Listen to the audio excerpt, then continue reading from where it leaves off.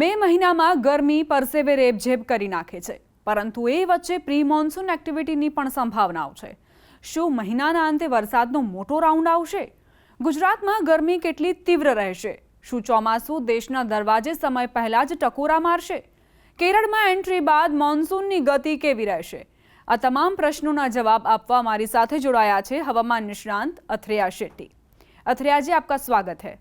जी नमस्कार. जी अथरिया जी, पहला सवाल ये कि मई महीने में प्री मानसून एक्टिविटी को लेकर क्या स्थिति बनी रहेगी? जी तो अभी अगले हफ्ते में हम देखेंगे कि कुछ जगहों पे छुटपुट हल्की बारिश की संभावना है. भले ही बिल्कुल ज़्यादा नहीं होगी और नुकसानदायक नहीं होने वाली है, लेकिन ऐसे ही कोई एक आध इलाके में जो सौराष्ट्र के मध्य इलाके हैं और उत्तर गुजरात इलाके हैं वहाँ पे थोड़ी हल्की सी ऐसी बौछारें गिर सकती हैं. लेकिन फिर उसके बाद में अगले हफ्ते के बाद में कोई प्री मानसून एक्टिविटी के अनुभव नहीं है और फिर मई के आखिर के हफ्ते में या मई 20 तारीख के बाद में फिर से एक बार प्री मानसून एक्टिविटी देखने मिल सकती है. अच्छा, और मई के आखिर में क्या बारिश के कोई बड़ा राउंड आ सकता है? क्या संभावना दिखती हुई नजर आ रही है आपको? जी तो अभी ऐसा लग रहा है कि मई के आखिर में कोई बड़ा राउंड तो नहीं, लेकिन जो सामान्य प्री मानसून बारिश रहती है वो आ सकती है. और फिर अगर हम देखें तो क्योंकि फिर आखिर में जब तक मई के आखिर में मानसून केरल के आसपास पहुंचने की उम्मीद है, तो फिर इसके बाद में अरब सागर में जो हलचल होगा उसके ऊपर से उसका असर पड़ेगा. अच्छा, तो इस महीने गर्मी कैसे रहेगी? मतलब पूरे गुजरात में जैसे कि हीट वेव के जो दिन हैं वो बढ़ेंगे, कम होंगे? क्या आपका पूर्वानुमान? तो अभी ऐसा लग रहा है कि मई के महीने में जो हीट वेव की स्थिति ज़्यादा तो नहीं देखने मिलेगी. शायद कोई एक बार यानी कि लगभग 6-7 दिन के लिए एक ऐसी हीट वेव की स्थिति नजर आए, लेकिन वो खासकर मई के मध्य भाग में ही देखने मिलेगा. और उसके अलावा अगर हम देखें तो अभी अगले हफ्ते में और लगभग पूरा मई के महीने में जो गुजरात का सामान्य तापमान है उसी के आसपास मंडराता रहेगा. यानी अगर हम बात करें तो सौराष्ट्र, कच्छ और मध्य गुजरात में 40 से 44 डिग्रीज के आसपास और दक्षिण गुजरात में 38 से 41 डिग्रीज के आसपास तक की तापमान की उम्मीद है. तो क्या इस महीने के आखिर तक देश में मानसून दस्तक दे देगा? क्या पूर्वानुमान है आपका? जी बिल्कुल, तो ऐसा लग रहा है कि अभी अगले 15 दिन में मानसून अंडमान निकोबार तक पहुंच जाएगा. अंडमान निकोबार पहुंचने की सामान्य तारीख लगभग 15 मई के आसपास है. तो इस साल पिछले साल के जैसे ही लग रहा है कि फिर से एक बार अंडमान निकोबार में जल्दी पहुंचेगा, लगभग 13 तारीख के आसपास. और फिर इसके बाद में आगे बढ़ते हुए केरलम में भी सामान्य से लगभग 5 से 6 दिन जल्दी पहुंचने का अनुमान है, यानी लगभग 25 मई के आसपास. फिर उसके बाद में हम देखेंगे कि अभी जो ऐसा अनुमान नज़र आ रहा है उसके हिसाब से ऐसा लग रहा है कि जून के शुरुआती भागों में मुंबई और तटीय महाराष्ट्र तक भी मानसून पहुंचने की उम्मीद है. लेकिन इसके बाद मानसून की जो गति रहेगी वो धीमी हो जाएगी और महाराष्ट्र के तटीय इलाकों पर मानसून फिर अटक जाएगी कुछ 1-2 हफ्ते के लिए. तो इसलिए लग रहा है गुजरात पहुंचते पहुंचते शायद मानसून में थोड़ी देरी हो सकती है. और अथरिया जी, ये भी जानना था कि अरब सागर और बंगाल की खाड़ी में क्या कोई ऐसी बड़ी हरकत हो सकती है? अभी क्या स्थिति है? क्या उसकी असर मानसून के पहले या बाद में देखने को मिलेगी?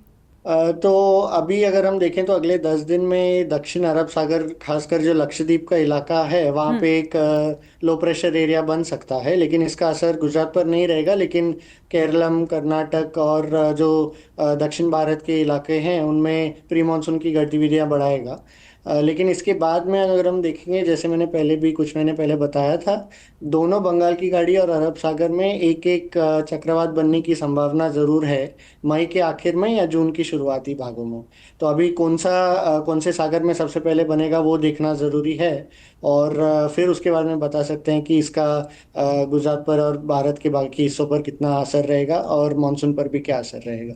अथरिया, पूरे मानसून का फाइनल आउटलुक कब तक आप घोषित करने वाले हैं? क्या लग रहा है, जैसा मार्च में था ऐसा ही रहेगा या फिर कोई सुधार होगा, कोई बदलाव आप जारी करने वाले हैं?